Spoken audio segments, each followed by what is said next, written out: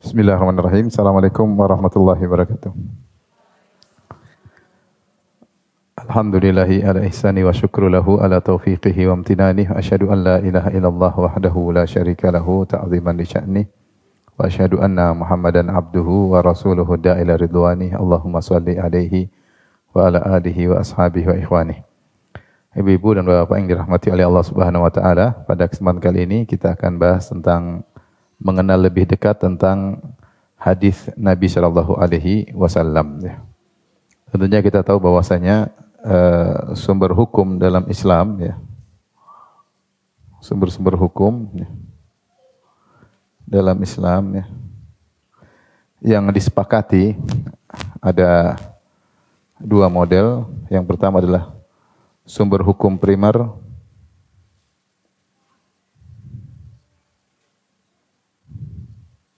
Kemudian yang kedua, sumber hukum sekunder ya.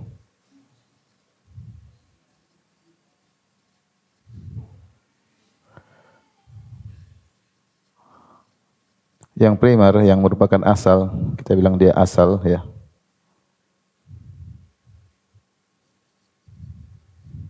Ini cabang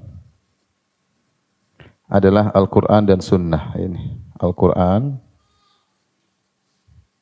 kemudian al-hadis, ini yang mau kita bahas ya. Hadis Nabi sallallahu alaihi wasallam. Sumber hukum yang sekunder seperti al-ijma, itu konsensus para ulama. Konsensus para ulama. Kesepakatan, konsensus atau kesepakatan ya. Para ulama, dan yang kedua adalah qiyas. Analogi.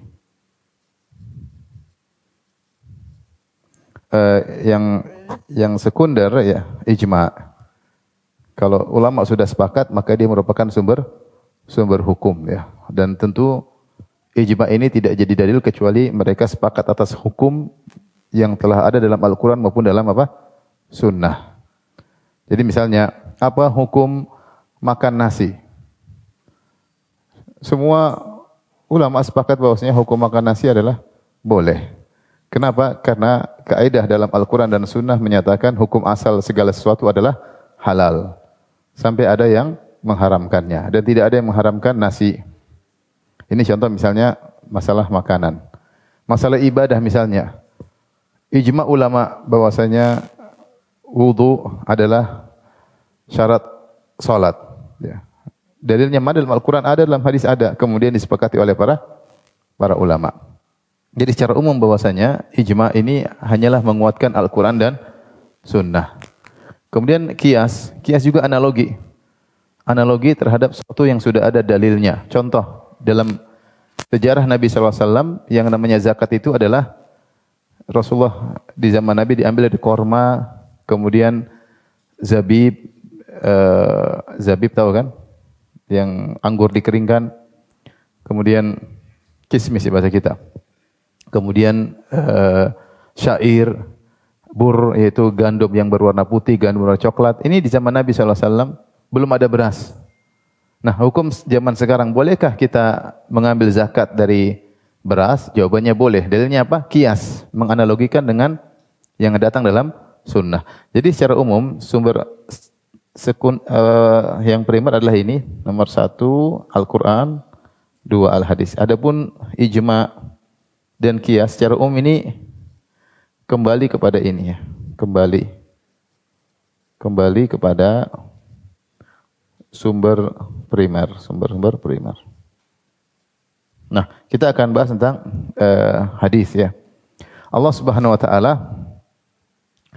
telah menyatakan inna nahnu nazzalna dzikra wa inna lahu lahafizun. Kami telah menurunkan Al-Quran dan kami yang akan menjaga Al-Quran. Oleh karena Al-Quran la ya'tihil batilu min baini yadayhi wala min khalfihi.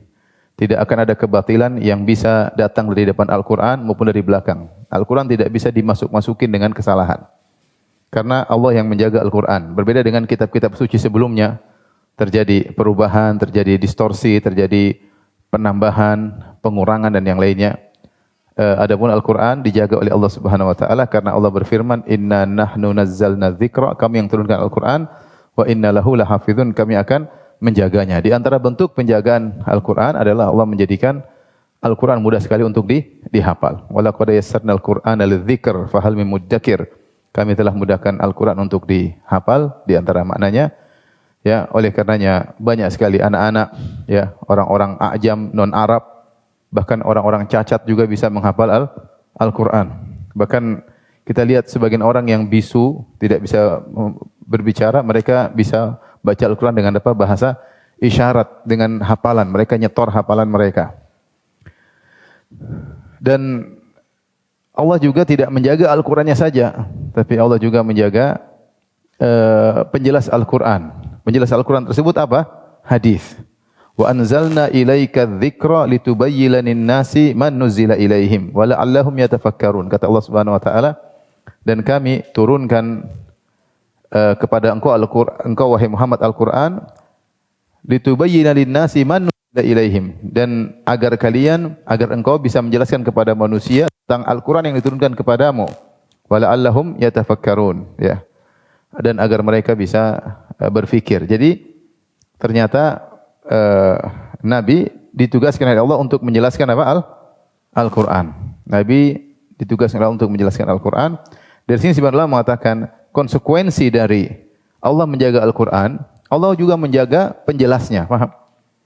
Karena kalau Allah hanya menjaga lafal, penjelasnya tidak dijaga, buat apa Al-Quran? Al-Quran bukan dihafal, bukan dijaga oleh Allah cuma lafalnya saja, tapi juga dijaga penjelasnya. Penjelasnya tadi apa? Hadis, paham? Hadis atau sunnah, ya. Hadis atau sunnah. Jadi sunnah juga dijaga Allah Subhanahu wa taala. Sebagai buktinya, maka Allah munculkan para ahli-ahli hadis, ya, yang mereka pakar-pakar hadis sehingga mereka bisa membedakan mana hadis yang palsu, mana hadis yang benar, mana hadis yang sahih dan mana hadis yang dhaif. Tidak ada yang berdusta atas nama Nabi tentang hadis kecuali akan terungkap. Allah siapkan para ulama yang bisa menjelaskan hadis-hadis tersebut. Oleh karenanya hadis-hadis juga dijaga oleh Allah Subhanahu wa taala. Nah, kita akan mempelajari tentang hadis karena ini sumber hukum yang sangat penting, termasuk sumber hukum yang primer, ya. Al-Qur'an, hadis, kemudian baru ijma' dan qiyas. Sampai di sini paham Ibu? Paham? Saya lanjut ya.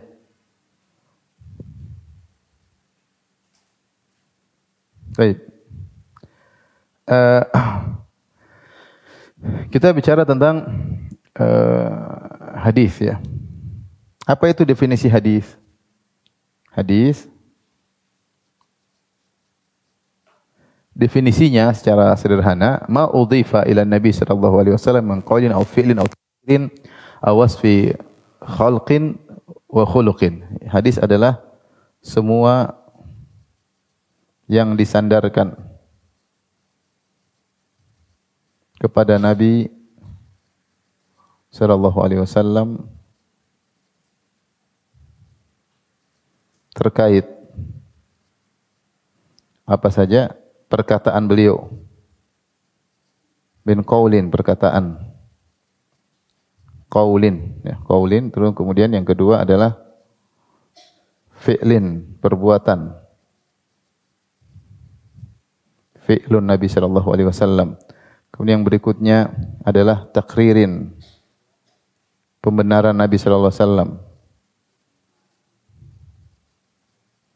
pembenaran Nabi sallallahu alaihi wasallam. Yang disebut dengan bahasa kita adalah takrir. Takrir, kemudian setelah itu wasfu khalqin, yaitu sifat fisik Nabi sallallahu alaihi wasallam, ya. Termasuk apa namanya? Pakaiannya, cara jalannya, ini. Itu khalqin. Wasfu khalqin. Kemudian yang terakhir adalah akhlak Nabi sallallahu alaihi wasallam. Ini tambahan aja yang disebut dengan wasfu khuluq. Wasfun khuluqin, itu khuluq.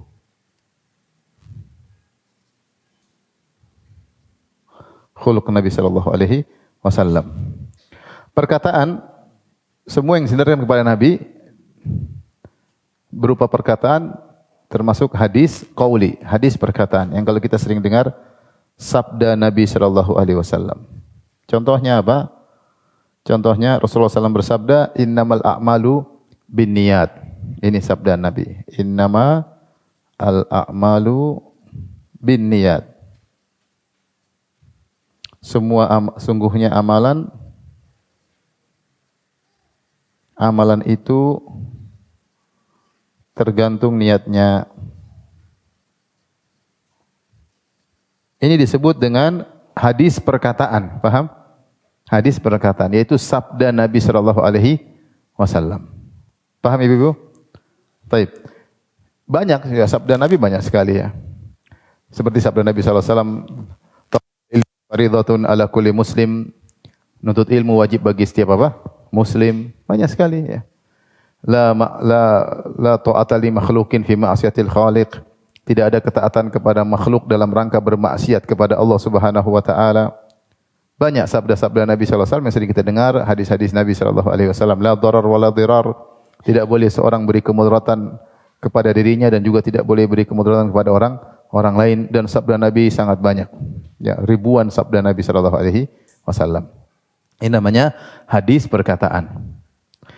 Contoh hadis perbuatan, yaitu perbuatan Nabi sallallahu alaihi wasallam ya. Contohnya Nabi sallallahu alaihi wasallam salat sampai kakinya bengkak-bengkak contohnya. Siapa yang melihat? Aisyah melihat Nabi salat sampai kakinya bengkak-bengkak. Contoh Aisyah melihat Nabi salat hingga bengkak kakinya. Kaki beliau.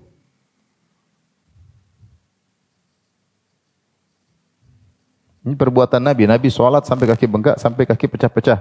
Hatta tatawarram qadamah, sampai kaki beliau bengkak. Dalam riwayat, hatta tatafattar qadamah, sampai kaki beliau pecah-pecah misalnya. Ini contoh perbuatan Nabi SAW. Pernah Rasulullah SAW kencing berdiri. Ya. Fanta ila subatatil qaum fabala. Rasulullah SAW pernah suatu hari ketika dalam perjalanan, Rasulullah SAW ingin buang air kecil. Rasulullah SAW pergi ke semacam kotoran sampah. Rasulullah SAW berdiri qa'iman dalam kondisi kencing dalam kondisi berdiri.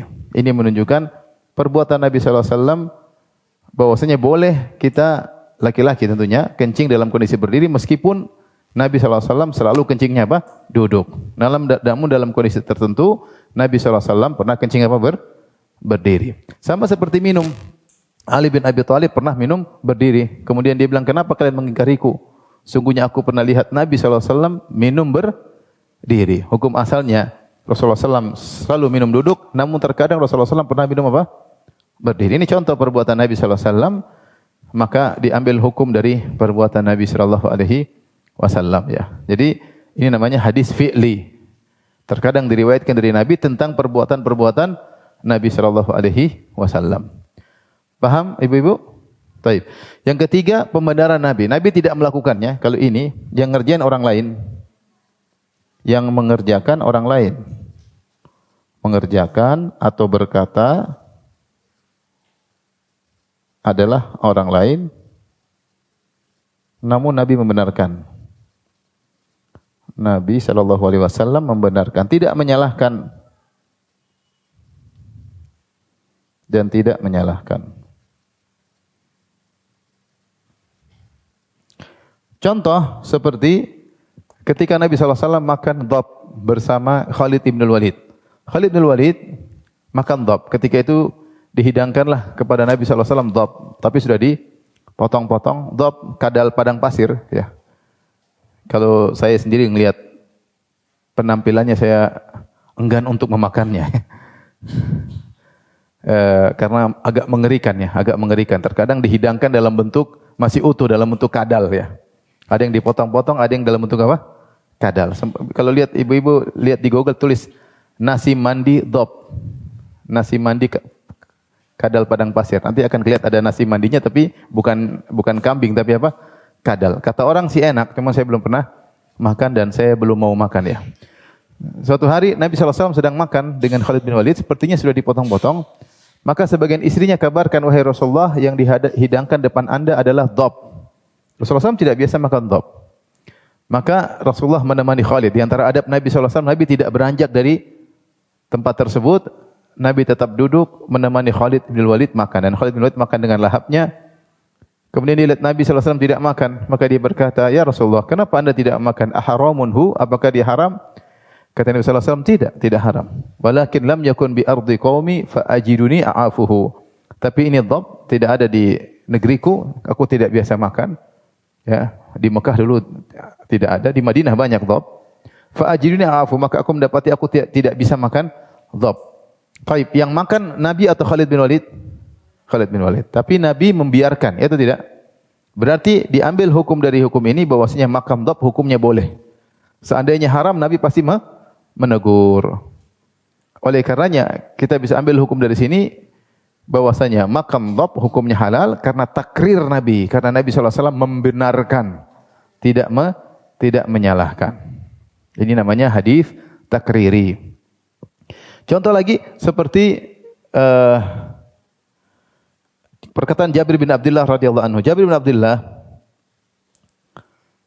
mengatakan hukum azal adalah boleh. Azal adalah seorang lelaki berhubungan dengan istrinya atau dengan budak wanitanya, kemudian dia tidak memasukkan air maninya dalam rahim sang wanita, tapi dia keluarkan. Maka timbul isu-isu, ini ada pembunuhan terselubung lah, apalah. Maka Jabir mengatakan ini boleh. Kunna na'zil wal Qur'anu yanzil. Kami dulu di zaman Nabi sallallahu alaihi wasallam kami melakukan azal dan Quran sedang turun. Maksudnya dia ingin mengatakan kalau ini haram tentu Allah akan menyampaikan kepada kami melalui nabinya bahwasanya azal mengeluarkan air mani di luar rahim hukumnya haram. Karena tidak ada larangan dan Nabi membiarkan kejadian tersebut, berarti hukumnya apa? Boleh. Nabi tidak ngomong, Nabi tidak melakukan, tetapi Nabi membiarkan orang melakukannya, menunjukkan hukumnya apa? Boleh. Ini namanya pembenaran. Sebagai contoh pembenaran takrir dalam masalah perkataan, seperti ketika Salman Al-Farisi mengunjungi rumah Abu Darda. Fawajada Ummu Darda mutabadzilah. Maka dia mendapati Ummu Darda, istrinya Abu Darda, pakaiannya enggak rapi. Bukan seperti seorang wanita yang hendak menyambut suaminya. Seharusnya pakaian rapi kalau di rumah nyambut suaminya, tapi ini aneh, pakaiannya semrawut istilahnya kalau bahasa kita. Maka Salman bertanya, "Aina Abu Darda? Wahai Ummu Darda, mana suamimu Abu Darda?" Maka Ummu Darda berkata, "Akhuka Abu Darda laisa lahu hajatun ila dunya." Sungguhnya saudaramu, kawanmu itu Abu Darda tidak butuh dengan dunia. Artinya ngapain saya berhias sementara suamiku tidak mesra denganku, dia tidak menyentuhku. Dari sini Salman paham ada yang salah dengan Abu Darda. Ternyata Abu Darda sangat rajin beribadah, siang hari berpuasa, malam hari salat malam. Kapan dia nyentuh istrinya? Siang tidak bisa, malam tidak bisa. Maka Salman pun nginap di rumah Abu Darda. Kemudian dia dapati memang Abu Darda demikian. Ketika itu pulang dalam kondisi berpuasa. Dihidangkan makanan kepada Salman, silakan. Maka Salman enggak. Sampai kau makan sama saya. Kata Abu Darda, saya puasa. Kata Salman, enggak. Saya tidak akan makan sampai kau ikut makan sama saya. Ternyata di malam hari juga demikian. Baru awal malam dia sudah pingin sholat malam. Salman bilang, wahai Abu Darda, tidur dulu. Belum. Tengah malam bangun lagi, pingin sholat malam. Kata Salman, tunggu, tidur dulu. Sampai sepertiga malam terakhir baru kemudian Abu Darda sholat malam dan sholat bersama Salman. Akhirnya Salman nasihati setelah itu. Dia mengatakan, wahai Abu Darda, inna li rabbika alaika haqqan. Sungguhnya Rabbmu punya hak, yaitu kau beribadah, sholat, puasa, sholat malam. Wali jasadika alaika haqqan. Jasadmu juga punya hak untuk istirahat. Kau tidur, harus tidur. Tidak sholat terus, ada waktunya untuk apa? Tidur. Kemudian wali zawrika alaika haqqan. Kemudian tamumu juga punya hak untuk kau jamu, untuk kau ngobrol dengannya. Kemudian terakhir wali ahlika alaika haqqan, dan istrimu juga punya apa? Hak untuk kau mesrai, untuk kau cumbui, untuk kau gauli. Ini nasihat Salman kepada Abu Darda. Abu Darda tidak langsung terima. Kemudian mereka pun salat subuh. Dia pun salat subuh bersama Nabi sallallahu alaihi wasallam. Kemudian dia kabarkan kepada Nabi. Dia cerita dari awal sampai akhir dan dia berkata, ya Rasulullah, Salman bilang saya begini. Apa kata Nabi sallallahu alaihi wasallam? Shadaqa Salman. Salman benar. Berarti Nabi membenarkan Salman atau tidak? Membenarkan. Ini contoh takrir. Contohnya kata Nabi sallallahu alaihi wasallam, "Shadaqa Salman, Salman benar." Ini berarti Nabi sallallahu alaihi wasallam membenarkan perkataan Salman Al-Farisi. Ini namanya sunnah takriri, sunnah takriri.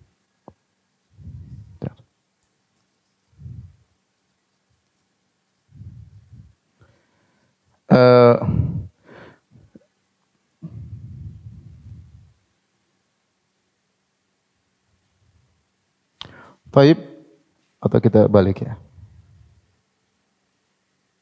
Akhlak Nabi sallallahu alaihi wasallam. Sifat fisik Nabi. Yang keempat, akhlak Nabi sallallahu alaihi wasallam. Sebenarnya akhlak Nabi ini dia kembali kepada salah satu dari entah perkataan beliau, entah perbuatan beliau, entah terhadap pembenaran beliau, ini semua kembali kepada ini. Kembali kepada salah satu dari ini. Sifat fisik Nabi ini hukum asalnya adalah tidak bisa dicontohi, tidak bisa dicontoh, paham?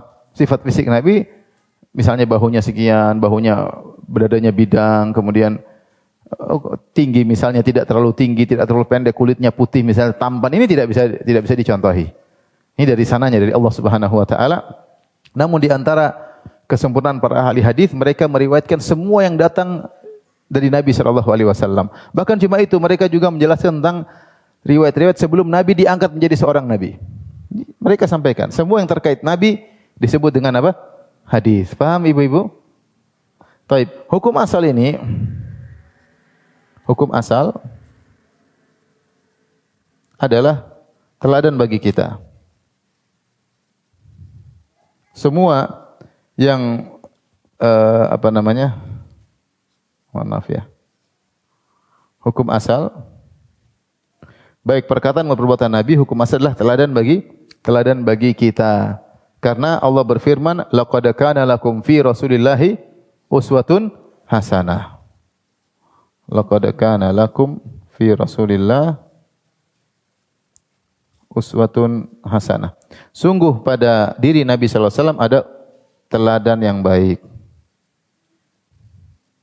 Ini hukum asal. Nabi begini, kita ikuti. Nabi begini, hukum asal semua yang dikatakan, dikerjakan oleh Nabi, hukum asalnya adalah untuk kita juga umatnya. Karena kita disuruh mencontohi Nabi sallallahu alaihi wasallam. Kecuali ada dalil yang menunjukkan keistimewaan Nabi, kekhususan Nabi, maka tidak boleh kita ikuti. Contoh, Nabi sallallahu alaihi wasallam sederhananya boleh menikah lebih dari 4. Ini cuma kekhususan siapa? Nabi. Adapun para sahabat ketika diketahui punya istri lebih dari 4, disuruh cerai yang lebih dari 4. Karena maksimal dalam syariat istri hanya berapa? 4. Yang boleh lebih dari 4 cuma siapa? Nabi sallallahu alaihi wasallam. Ini kekhususan Nabi sallallahu alaihi wasallam ya. Kemudian juga di antaranya wisal, Rasulullah SAW terkadang puasa lanjut besoknya tanpa sahur. Puasa malam lanjut lagi besok. Maka ditegur, "Ya Rasulullah, engkau puasa nyambung-nyambung." Kata Nabi, "Aku tidak seperti kalian.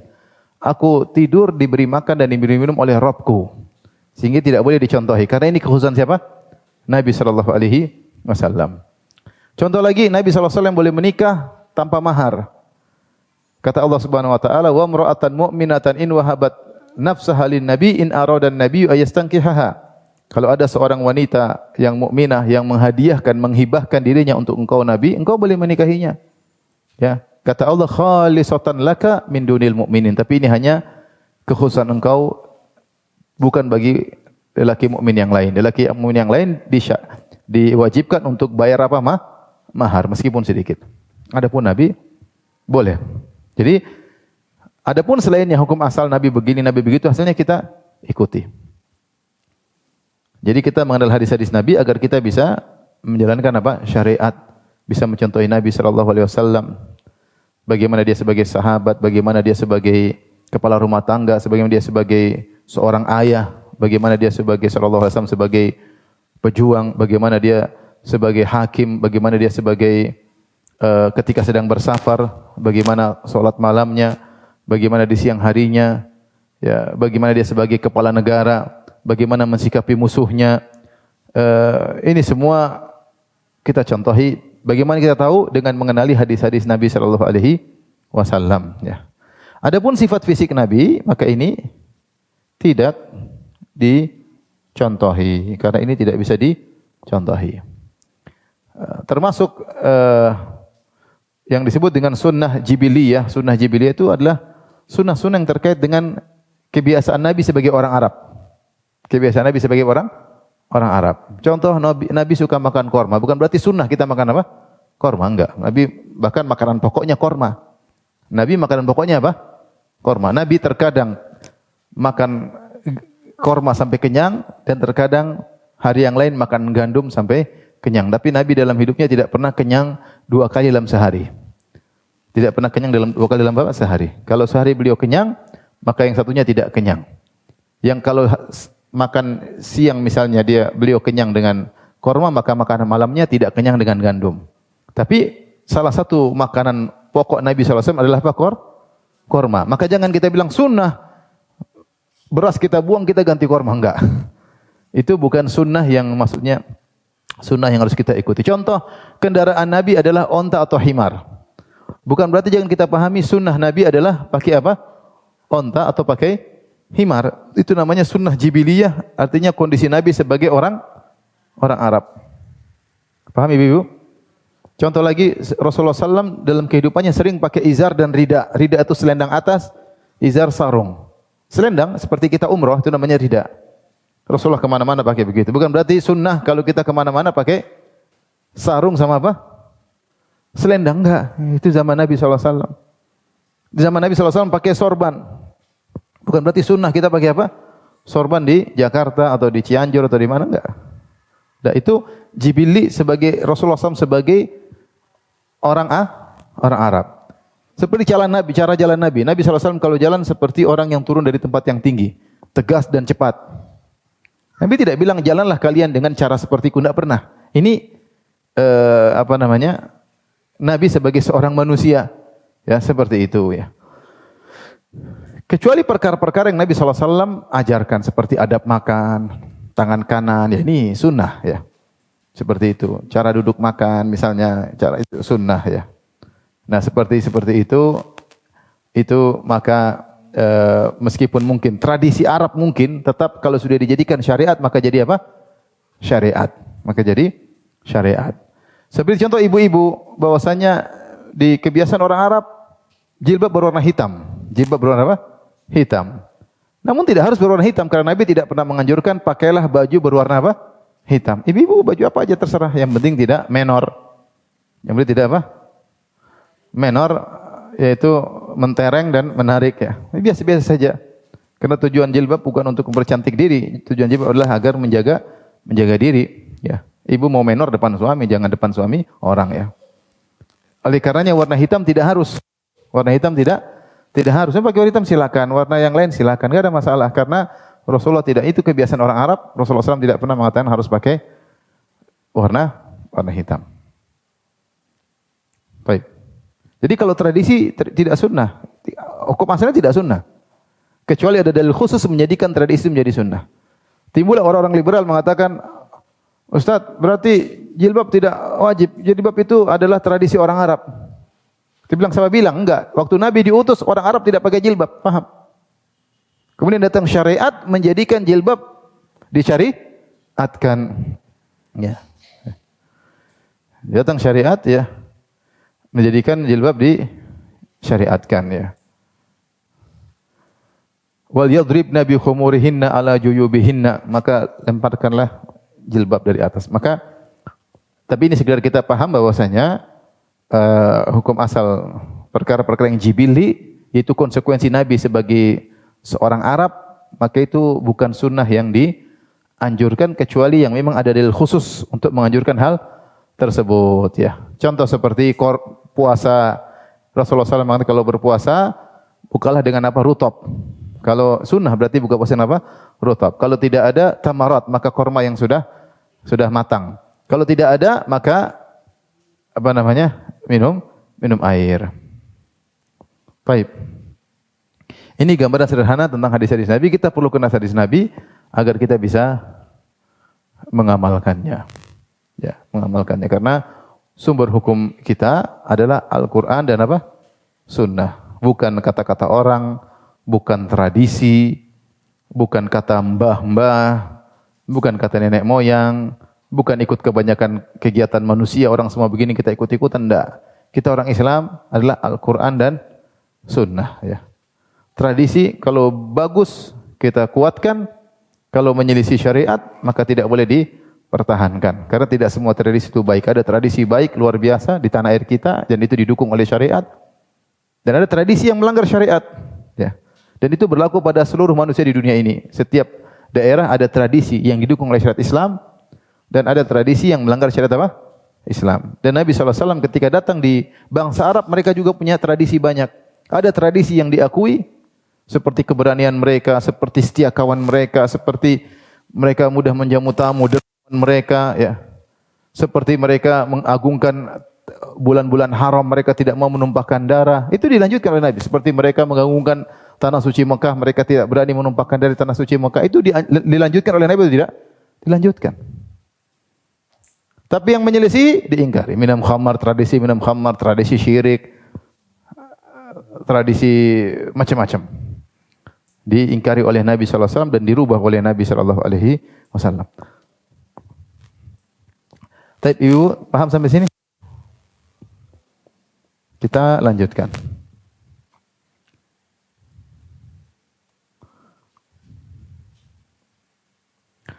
Baik, macam-macam hadis. Kita akan belajar apa? Macam-macam hadis.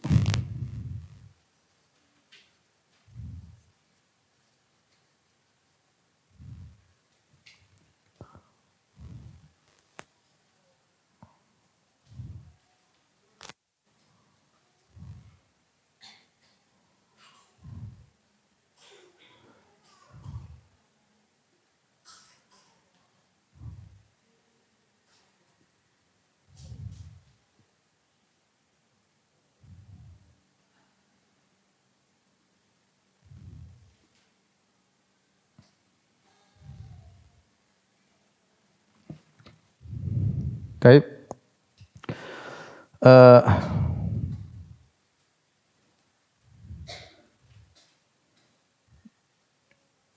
Pertama adalah ditinjau dari cara sampai hadis kepada kita.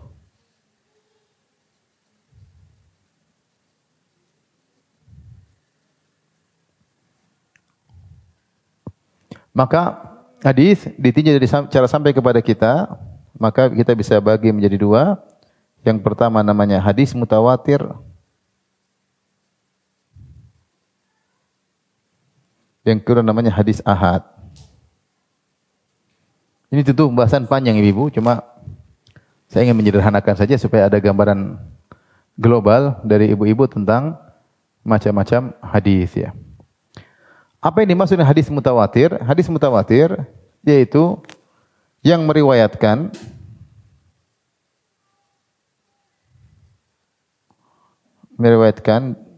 dari Nabi lebih dari 10 sahabat. Kurang lebih maksudnya ada bisa 8, 9 atau 10 atau lebih daripada itu. Dan demikian juga perawi di tabakat berikutnya, di marhala berikutnya juga banyak. Juga di tabakat selanjutnya. Saya kasih gambaran begini. Ini gambarannya. Ilustrasi. Ini Nabi sallallahu alaihi wasallam hadis, ya. Nabi sallallahu alaihi wasallam. Di bawah Nabi sallallahu alaihi wasallam ada generasi apa? Sahabat. Sahabat meriwayatkan dari Nabi. Di bawah sahabat siapa?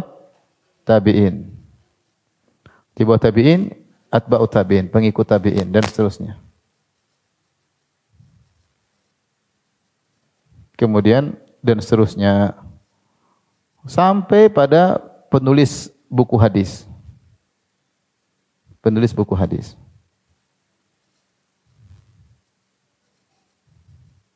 Penulis buku hadis itu seperti apa? Bukhari, Muslim, ya. Bukhari, Al-Bukhari, kemudian Muslim, Imam Muslim, Imam Ahmad dalam musnadnya, Imam Tirmidzi misalnya, dan lain-lain. Tirmidzi, Ibnu Majah, Abu Dawud, terusnya itu namanya penulis buku-buku apa? Hadis. Mereka yang bersafar ke sana kemari untuk meriwayatkan dari guru sampai kepada sahabat sampai kepada Nabi sallallahu alaihi wasallam. Ini yang disebut dengan sanad. Ini namanya sanad. Namanya sanad. Baik.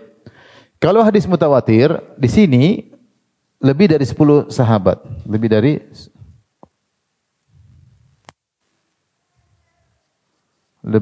10 sahabat atau 10 atau lebih. Ini kira ada khilaf tentunya, tapi kita gambaran sederhana aja. 10 sahabat atau lebih.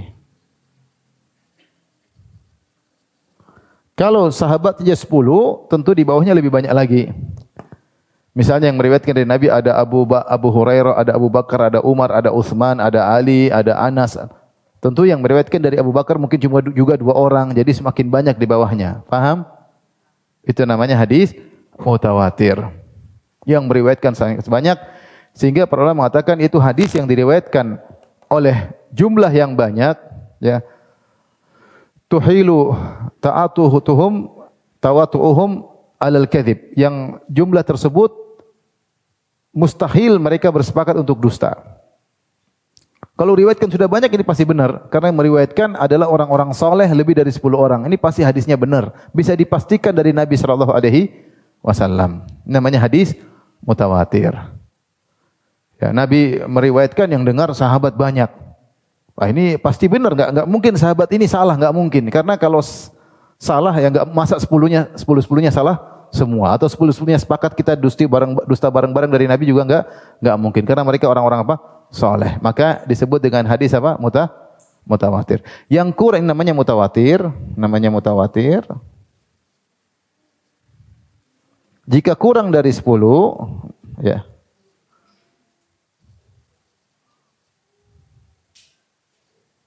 Namanya hadis apa? Hadis ahad.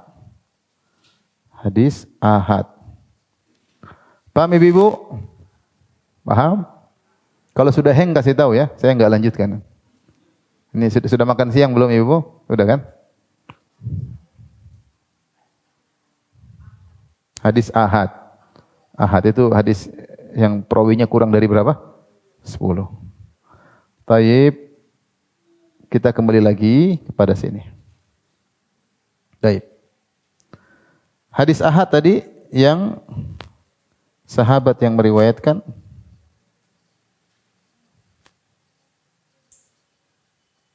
kurang dari 10. Hadis mutawatir juga terbagi menjadi 2. Ini juga terbagi menjadi 2. Namanya mutawatir lafzi secara lafal. Kemudian mutawatir maknawi.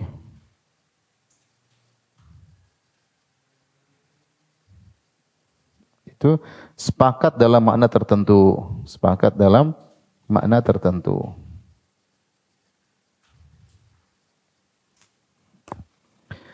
Contoh mutawatir secara lafal artinya 10 sahabat tersebut atau lebih melafalkan riwayat yang sama, lafal yang sama. Seperti hadis man kadzaba alayya muta'ammidan falyatabawa maq'adahu minan nar. Siapa yang berdusta atas namaku, bilang hadis Nabi ternyata bukan, maka siapkanlah kaplingnya di neraka. Ini hadis diriwayatkan disebutkan oleh sebagian ulama 70 orang lebih yang meriwayatkan hadis dengan makna seperti ini. 70 orang lebih ya. Demikian juga hadis man bana lillahi masjidan, ya, banallahu bihi baitan fil jannah. Siapa yang membangun masjid karena Allah, ikhlas karena Allah, Allah akan bangunkan bagi dia istana di surga. Ini juga hadis mutawatir yang meriwayatkan juga banyak. Yang meriwayatkan juga banyak. Namanya mutawatir lafzi.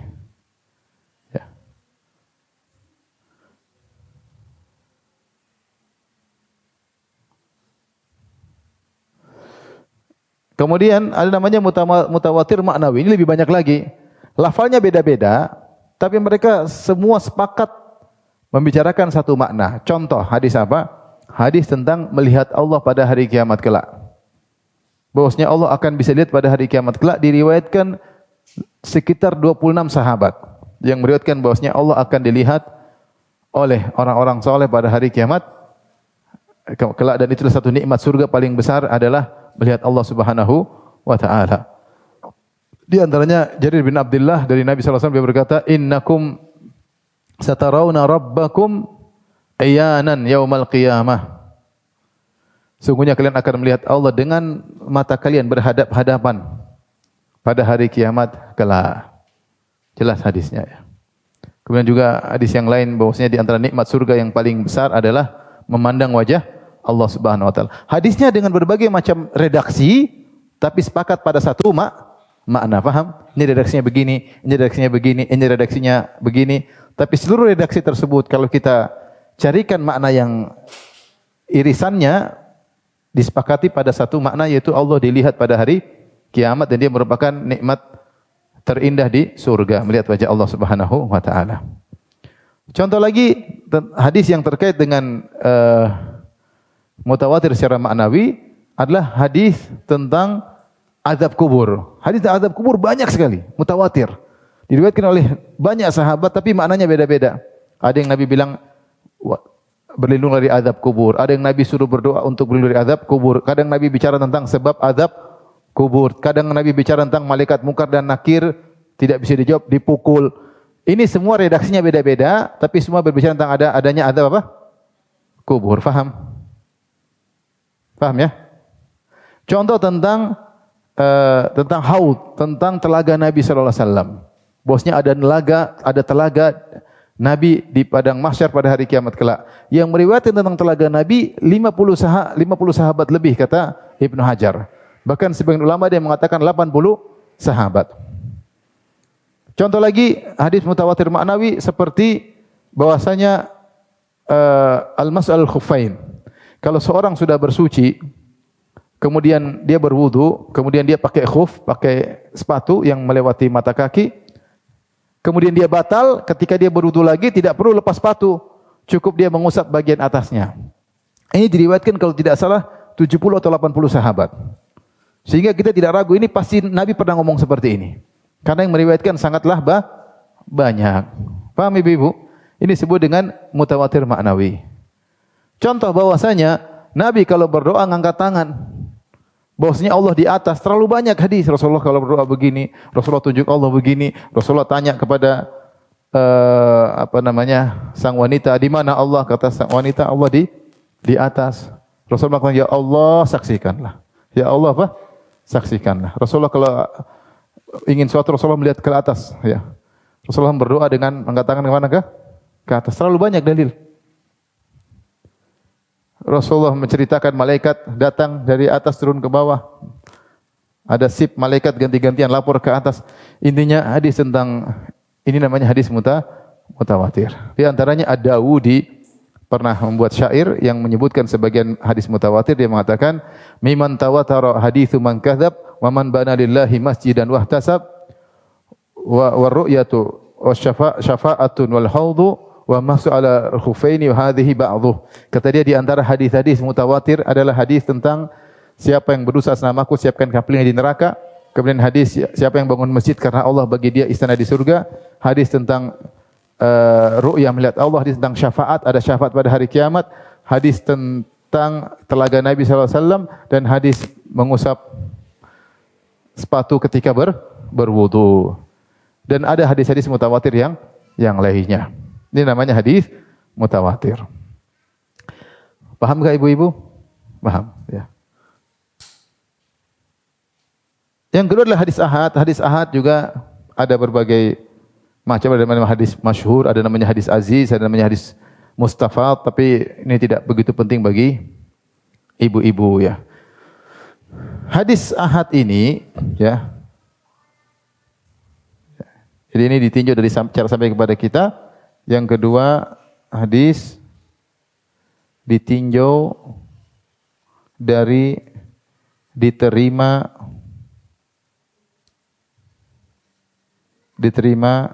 atau ditolak. Kalau hadis mutawatir, dia pasti sahih. Karena terlalu banyak yang meriwayatkan. Al-Quran, jadi gini, Al-Quran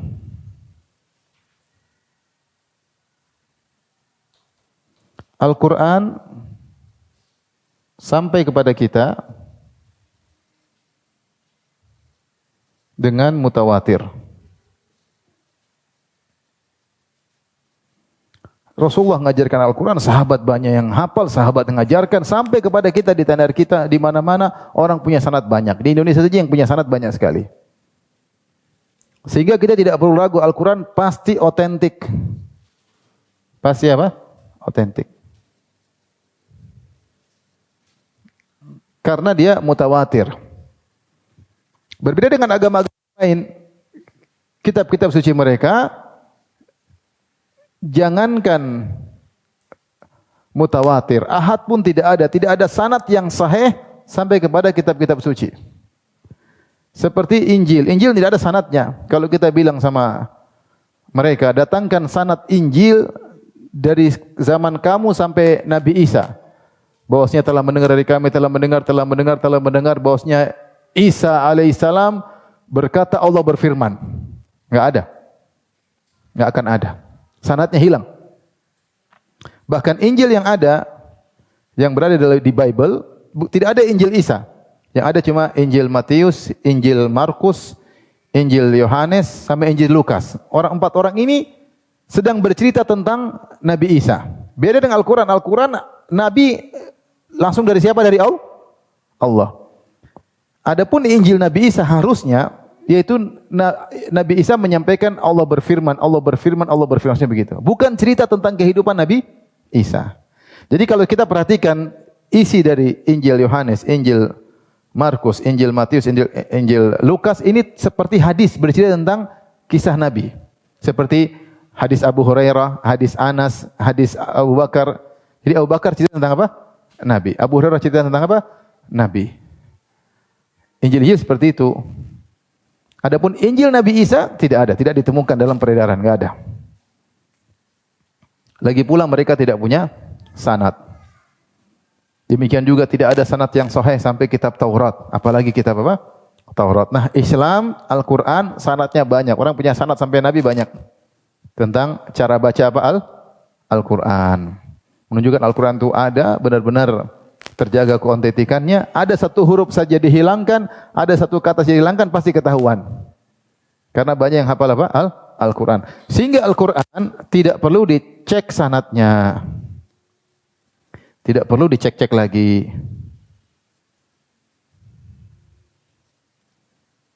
Karena mutawatir. Adapun hadis, kalau hadis mutawatir sudah sahih, tidak perlu karena perawinya banyak sekali. Jadi masalah hadis ahad ini perlu dicek. Ini perlu dicek sanadnya. Karena hadis ahad itu ada yang diterima dan ada yang ditolak. Sampai di sini masih nyambung Ibu? Masih? Ini harus dicek sanadnya. Sanad dan perawinya.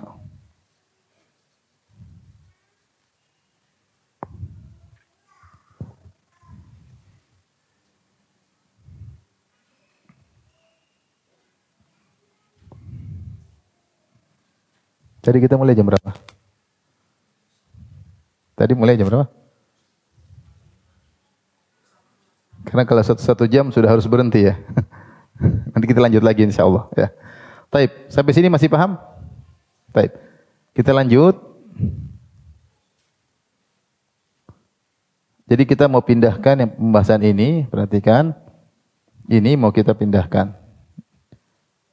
Ditinjau dari diterima atau tidak. Kita pindahkan ke halaman berikutnya.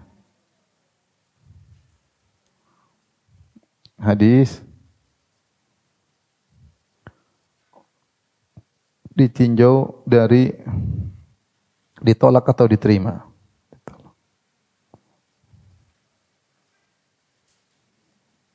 maka terbagi menjadi dua. Pertama disebut dengan hadis sahih atau hadis makbul, hadis makbul itu diterima. Dan yang kedua namanya hadis mardud, hadis yang ditolak. Hadis mardud, ditolak. Insyaallah pada kesempatan kita akan bahas tentang hadis makbul diterima. Adapun hadis kenapa ditolak bahasanya panjang, kita tunda pada pertemuan berikutnya insyaallah taala. Semoga ibu-ibu nanti masih bertahan ya. Ini sebenarnya pembahasan mungkin kurang pas buat ibu-ibu, tapi tidak apa-apa, ini tambahan ilmu agar kita ada wawasan tentang hadis-hadis Nabi sallallahu alaihi wasallam. Hadis makbul yang diterima, maka secara umum ada 4 ya. Yang pertama,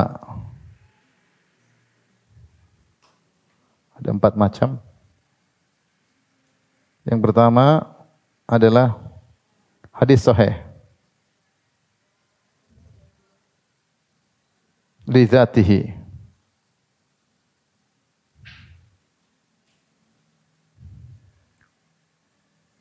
Yang kedua, di bawah lagi adalah hadis sahih li ghairihi. Li ghairihi. Ini sahihun li dzatihi. Ini sahihun li ghairihi. Kemudian yang ketiga namanya hadis hasan. Hasan li dzatihi.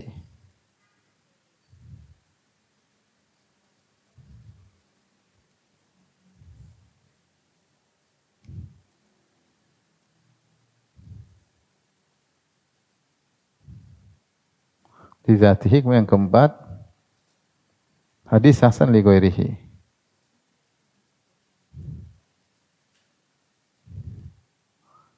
Li ghairihi.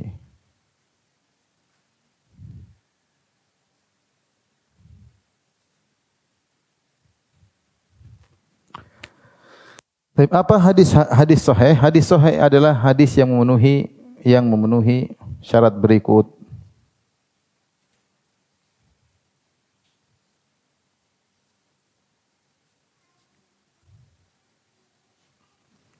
Baik, syaratnya apa aja? Pertama, sanadnya bersambung.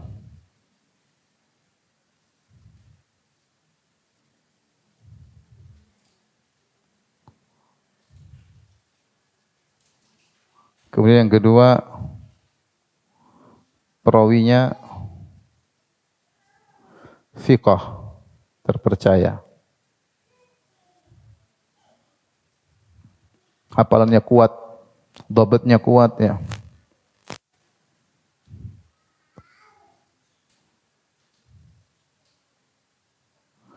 Kemudian yang berikutnya tidak syadz.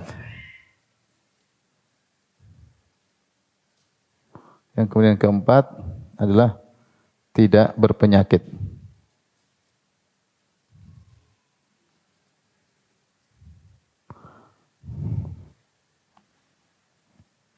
Ini thiqah atau disebut dengan dhabit ya. Ini 4 kira-kira.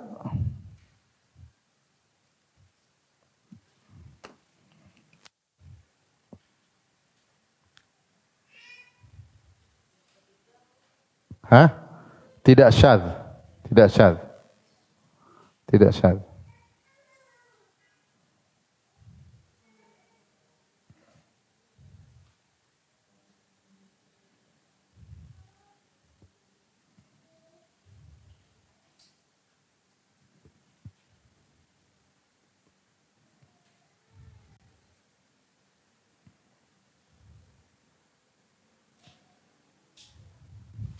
Baik.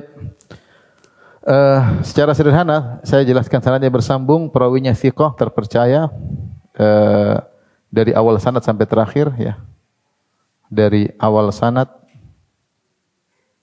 hingga ujungnya. Tidak syadz maksudnya kontennya. apa bahasanya? Kontennya ya. Isinya, kontennya tidak menyelisihi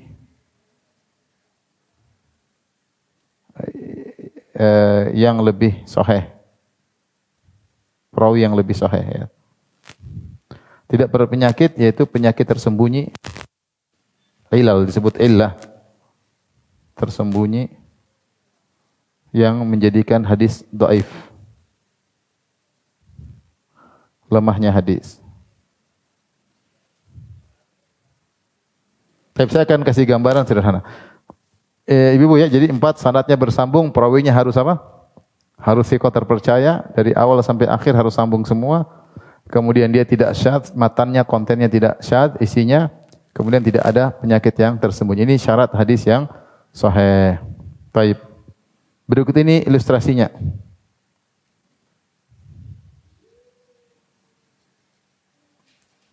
Hadis sahih. Kita mulai dari ilustrasi hadis sahih. Misalnya Nabi sallallahu alaihi wasallam di bawah Nabi siapa? Sahabat. Di bawah sahabat apa? Tabi'i. Kemudian pengikut tabi'in. Kemudian dan seterusnya, misalnya perawi seterusnya ya A, kemudian B misalnya, kemudian sampai ke penulis hadis. Penulis buku hadis.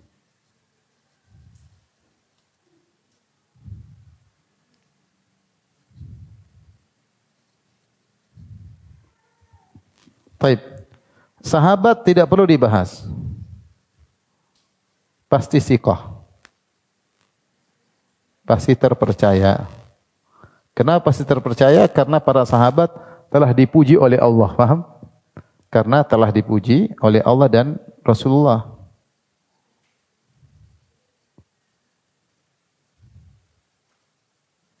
Dan Rasulnya. Dalam Al-Quran banyak sekali ya. Muhammadur Rasulullah walladzina ma'ahu asyadul kufar rahamau bainahum. Muhammad Rasulullah bersama orang yang bersamanya. Allah puji mereka rajin ibadah, bersolat, ruku. Kemudian nampak bekas sujud di wajah mereka. Bahkan mereka dipuji dalam Taurat, mereka dipuji dalam Injil. Pujian sama sahabat. Kata Allah, laqad radiyallahu 'anil mu'minina idh yubayyi'unaka tahta asy-syajarah.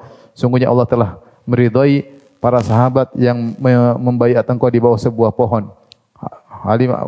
Fa'alima ma fi qulubihim, Allah tahu tentang bagaimana bagusnya hati mereka. Banyak sekali. Was-sabiqunal awwalun minal muhajirin wal ansar walladzina tabi'uhum bi ihsan. Sungguhnya orang-orang yang masuk Islam di awal, muhajirin, ansar dan orang-orang yang mengikuti mereka, Allah puji. Kemudian juga misalnya Allah mengatakan kuntum khairu ummatin ukhrijat linnas, kalian umat terbaik yang Allah keluarkan bagi manusia, dan pujian banyak sekali. Sahabat maka tidak usah dibahas, maka ini tidak dibahas. Paham ya?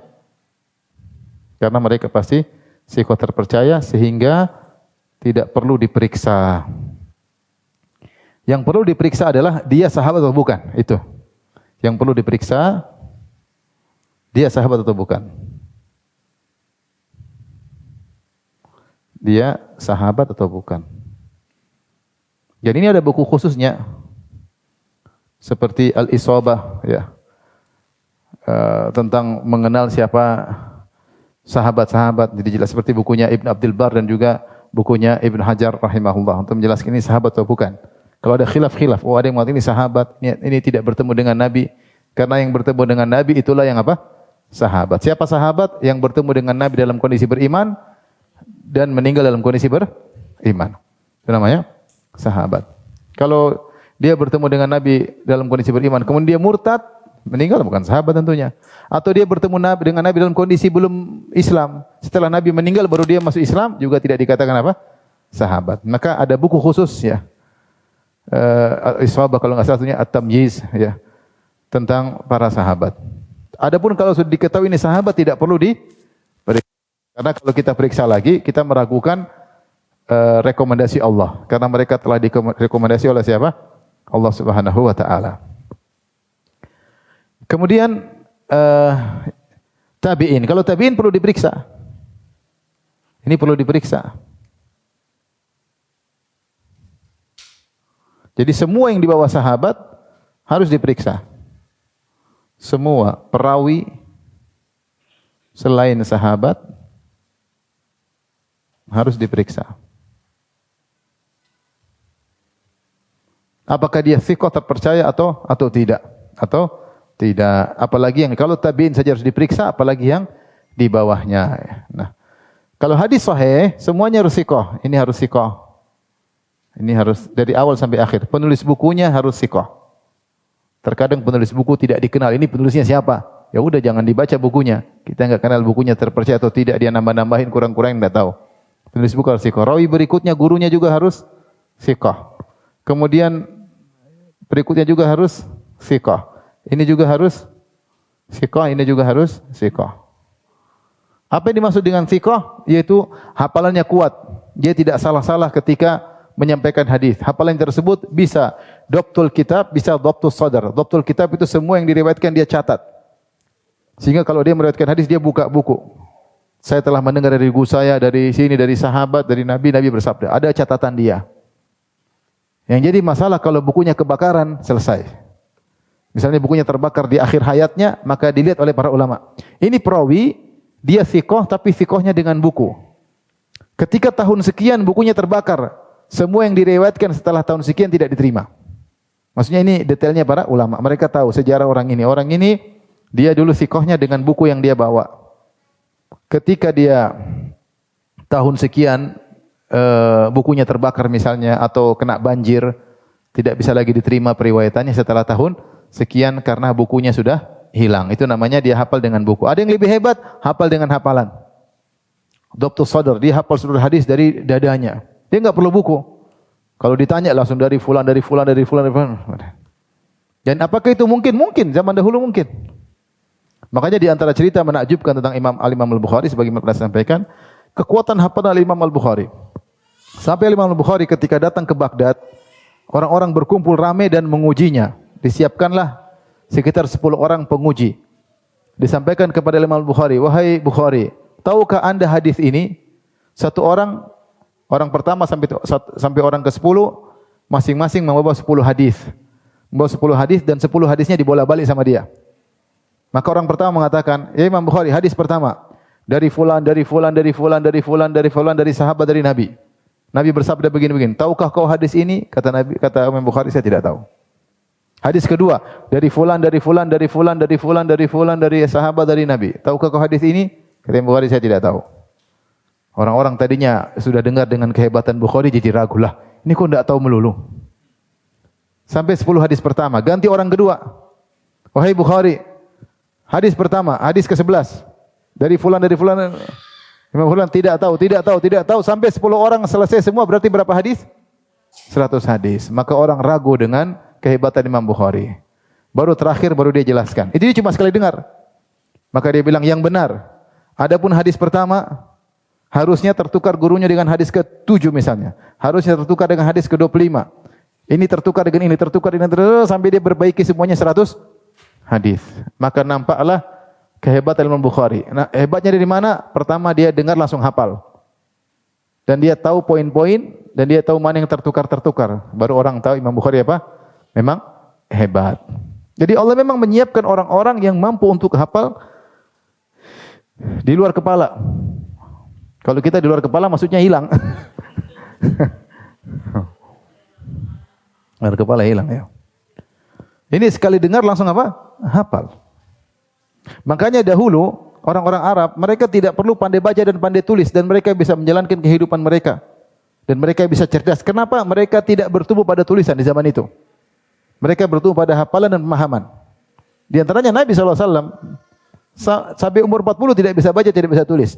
Sampai malaikat Jibril turun, Nabi Muhammad dibiarkan tidak bisa baca, tidak bisa tulis. Untuk membuktikan bahwasanya Al-Quran bukan karangan Muhammad. Karena kalau Nabi Muhammad bisa baca, bisa tulis, orang akan mengatakan ini karangan Muhammad. Mungkin dia baca buku ketemu di mana. Nabi tidak bisa baca, tidak bisa tulis.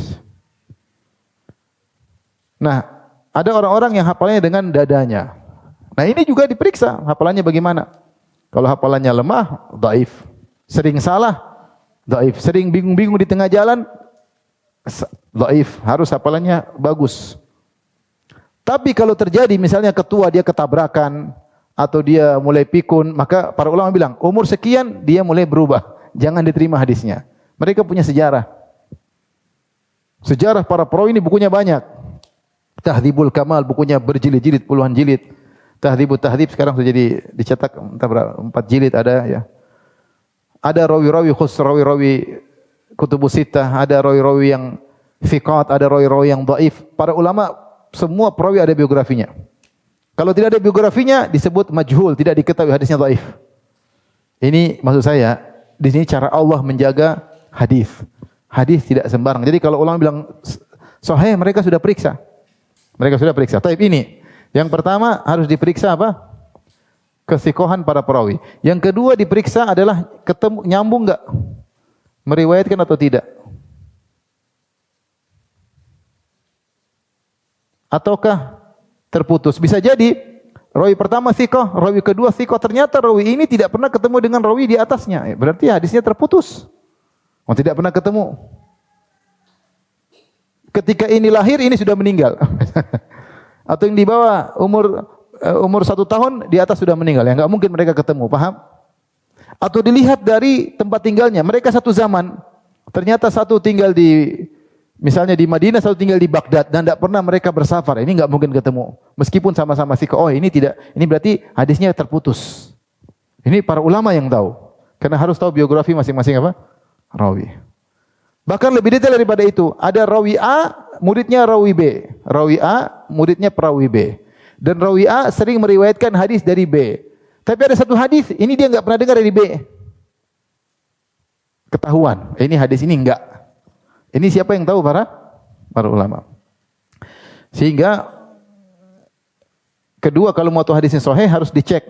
Semuanya dicek, ketemu enggak? Dia mendengar dari ini enggak? Terus sampai ke atas. Misalnya Hasan al-Basri, seorang tabi'in, berkata, Nabi SAW bersabda demikian. Diterima atau tidak? Tidak diterima. Karena Hasan al-Basri tabi'in, tidak pernah ketemu dengan siapa? Nabi SAW. Itu hadis mursal. Contohnya. Setelah itu pemeriksaan berikutnya, pemeriksaan pertama harus thiqah semua. Pemeriksaan kedua harus bersambung semua apa? Sanadnya. Tidak terputus. Pemeriksaan ketiga harus dicek. Ini kontennya bertentangan enggak dengan hadis yang lain? Tidak syad. Ternyata ada hadis yang rawinya lebih thiqah meriwayatkan menyelisih ini. Nah, ini dia thiqah tapi dia kali ini dia kayaknya salah ini. Buktinya ada 5 perawi yang lain yang thiqah seperti dia melafalkan dengan riwayat yang berbeda. Nah, ini berarti dia lagi waham, lagi keliru. Jadi tidak maksum dia lagi. Ini namanya hadis syadz. Ketika seorang perawi terpercaya meriwayatkan suatu lafal menyelisihi para perawi-perawi thiqah yang lainnya, berarti dia lagi keliru. Namanya syadz. Ini dilihat dari si kontennya. Atau ternyata yang keempat harus diperiksa, adakah illah, penyakit tersembunyi? Diperiksa ternyata ada penyakit tersembunyi. Ini yang tahu para ahli hadis. Maksud saya untuk mengetahui hadis sahih atau tidak gampang. Susah ya.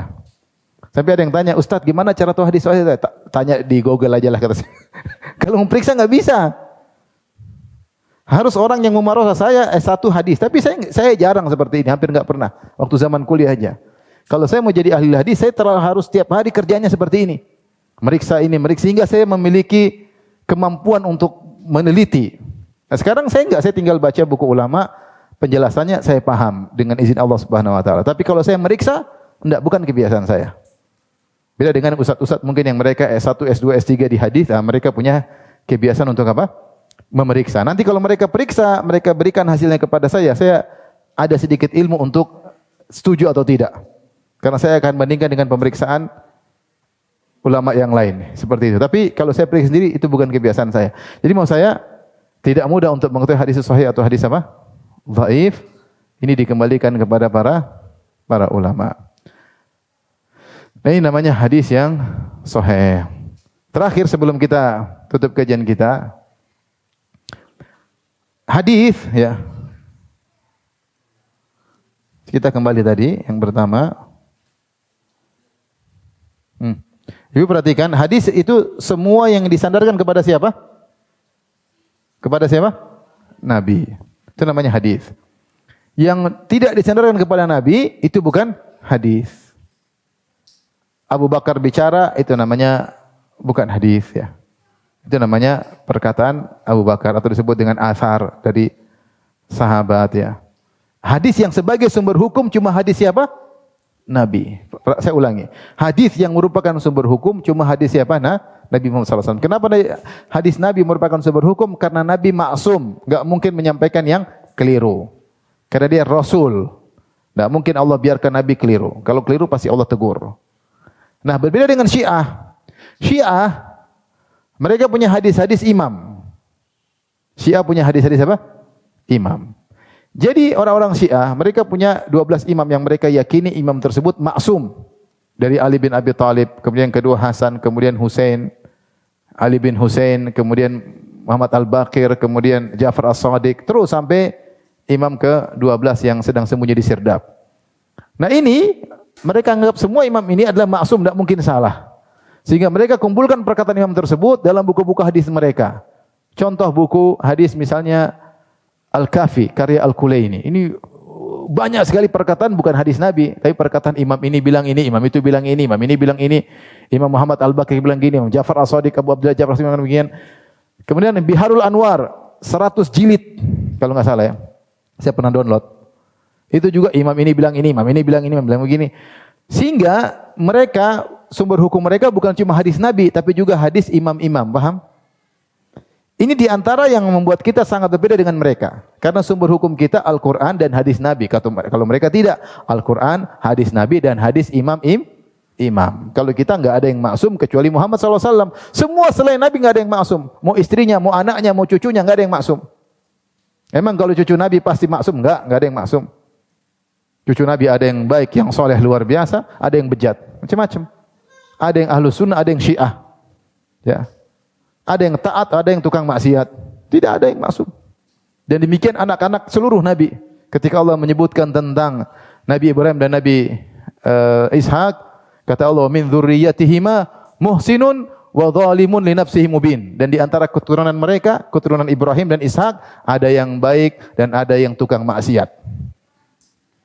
Oleh karenanya, yang jadi sumber hukum cuma hadis siapa? Nabi Muhammad sallallahu alaihi wasallam. Adapun keturunannya, imam-imam tersebut tidak maksum.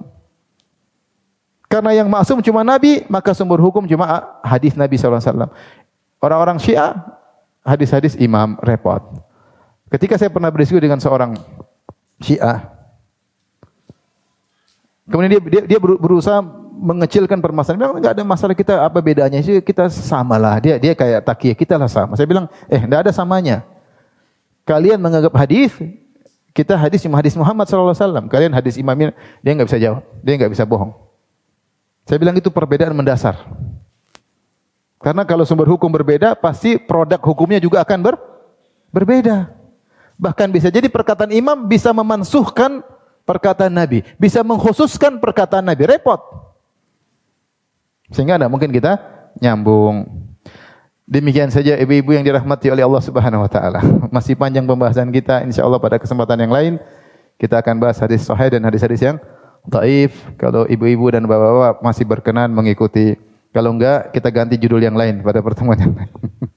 Tapi demikian saja ibu-ibu yang dirahmati Allah Subhanahu wa taala kajian kita. Insyaallah kita lanjutkan pada kesempatan yang lain.